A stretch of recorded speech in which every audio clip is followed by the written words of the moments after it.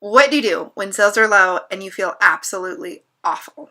We just survived January, which in many industries is the lowest sales month of the year.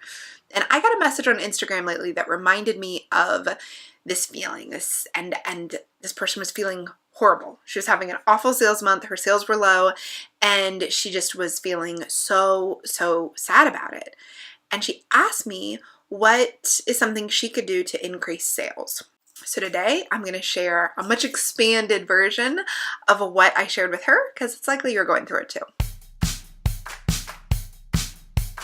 Welcome to Explore Your Enthusiasm, episode 193 with me, Tara Swiger. Today we're going to talk about what it's like when your sales are low and what you can do. So whether your sales were low in January or you're listening to this in August and your sales were low in July, whenever the slow season is for you, how do you handle it? That's what we're going to cover today. This "oh no, my business is dying" fear is one I have heard a lot in the last week or so, because January is traditionally a slow sales month. Many of you are having your lowest month in a really long time. If you're not, congratulations, that's awesome. Save this for when you need it. In the retail world and in the restaurant industries, January is traditionally the lowest month. All through college, I was a waitress at Cracker Barrel, and I can assure you that January sucked. When you make $2 an hour plus tips and nobody comes in the restaurant, it's really hard. So that is just traditionally the lowest month. People have spent a lot of money in November and December, so January's they don't have money to spend. They're all paying off their credit cards. So even in my collaborative wellness business, January has been the slowest month since I started last April. But there's good news. The good news is nothing's wrong with you. If your January was slow, that's not a sign of anything. It is a sign that you have a business and the business has peaks and valleys. That's it. You cannot use a slow January to determine anything else about the health of your business. Yay, good news. For some of you, that's really all you need to know. January is a slow month. You had a slow month. Now get back to work. But if you've been having a lot of slow months, or you're feeling totally overwhelmed, or you're feeling sad, and me saying, hey, January is a slow month doesn't do anything to alleviate that anxiety or sadness about where your business is right now, I want to talk through how to fix this. I have several points, several ideas for things you need to keep in mind about this slow month. Number one, this is super important, acknowledge that this is a normal part of having a business. It is normal to have slow months. It is normal to do shows where you get no sales. It is normal to have classes where no one shows up. Now, if this is happening every time you do something, then you have a problem about getting people there, about getting people to see your work, and that's a problem that needs fixing. But if this is just starting to happen, take a deep breath. It's okay. It's not a sign anything's going wrong or that your whole business is falling apart. It's really important that you believe this. It is so important that you believe and acknowledge that it's a normal part of having a business. You need to accept that there are cycles in your business. The reason why this is vital is because otherwise, every time you have a bad month, you're going to totally lose your cool. You're going to lose your momentum. You're going to stop doing the work. You're going to spend time fretting, and that's going to totally kill the momentum and the life of your business. If every time you have a valley, you assume that it's the end of your business, you're going to stop working as hard. You're going to stop doing as much. You're going to spiral into self-doubt and low motivation. But if you can accept that this is a part of the cycle, you just more easily get back to work. You can keep your momentum and be like, hey, you know what? That was a slow month, but I'm not slowing down. The second thing is your business is always changing. Maybe what you were doing before isn't working anymore. Maybe you need to try a new product or a new marketing message or a new sales channel. Your business changing is not a bad thing. Your business needing you to try new things isn't a bad thing. That's a natural part of being in business. You are growing and changing. Your market is growing and changing. The world is growing and changing. So your business will grow and change too. That's totally normal. It's just a sign that you have a healthy, breathing, living business. It's not a sign that anything's wrong, and it's not a sign that you should quit. Nobody will ever want to buy anything else from you ever again. You have the privilege and the responsibility of moving and growing with your business.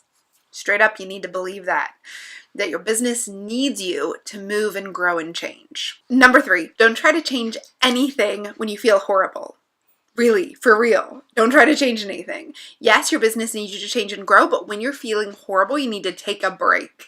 Maybe it's a week, maybe it's a day, maybe it's an hour, but spend your time doing something that makes you feel really good before you come back to your business. Maybe your office is a wreck and maybe you need to spend time cleaning it up. And while you clean up, you can listen to encouraging podcasts. Maybe you need to walk your dog on a long walk. That's what I do when I need to take a breath. Maybe you go to the coffee shop and you get a big latte and you pull out your journal and you write a gratitude list. Whatever you can do to feel good is vital to help you move past this horrible feeling and into a space of creativity. So studies show that when you're feeling stressed, our brain actually isn't able to see opportunities and options in front of us. We're not as creative when we're stressed. We're not as creative when we're in panic mode. So you don't want to try to solve your problems of low sales from a state of stress and worry. You got to spend whatever time it takes to change your state to get in a really good place before you start problem solving. It's not a waste of time. Whatever you need to do to get in a good mood, whether it takes an hour or it takes a day or it takes a week off of your business, it is time well spent if you can then start problem solving from a more creative space. So put on a playlist and dance around, and then only when you're feeling amazing, sit down and start brainstorming different ways you can shift and grow. Now, the ways you can shift and grow, this number 4, is build on successes. So in my class, Pay Yourself, which you can find at taraswiger.com/pay, we fix your profitability problems by building on success, by doing more of what's working. So if you have a profitable item, I want you to look at ways of expanding it. Could you sell more of that product by going into different sales channels? Could you expand the product into a whole line? If you have a best-selling product, how can you increase the profit on that item? Or could you expand it into other products that will go with it? Or could you sell something to the people who have already bought it that will be an add-on to it? There are so many ways to expand on what's working, but the way to go about it is not to look at what's not working. It's to go with what's already working, where there's already interest, where you're already excited, where you already have momentum. Do more of that. If one sales channel is killing it for you and another one is dying, invest your time and energy in the one that's killing it for you. So I've actually created a worksheet to help you through this process because I know I've asked you a bunch of questions and I've made suggestions. So the worksheet includes prompts that studies show will help you get into a creative frame of mind. It then asks you questions that I ask clients about expanding on what's already working. You can download it at taraswiger.com/podcast193. If you scroll down past the videos and links, you'll see a box. Put your email address in that box. I'll send you the transcript and it has a worksheet on the last page. So that worksheet is going to ask you these questions and get you in a better frame of mind and get you writing and get you coming up with ideas. And if you want to do more of this, check out my class, Pay Yourself. It's open right now. You can find it at taraswiger.com/pay. It's 6 lessons in building a profitable business, from knowing what your profit margins are to expanding on what's already working. I hope that this has helped you. If January's been a slow sales month, I hope you come back to this if some other month is slow. And I hope above all that you keep the faith, keep working and keep growing and expanding and building on what's working. Thank you so much for listening. I wish you a sales-filled February and a very enthusiastic day.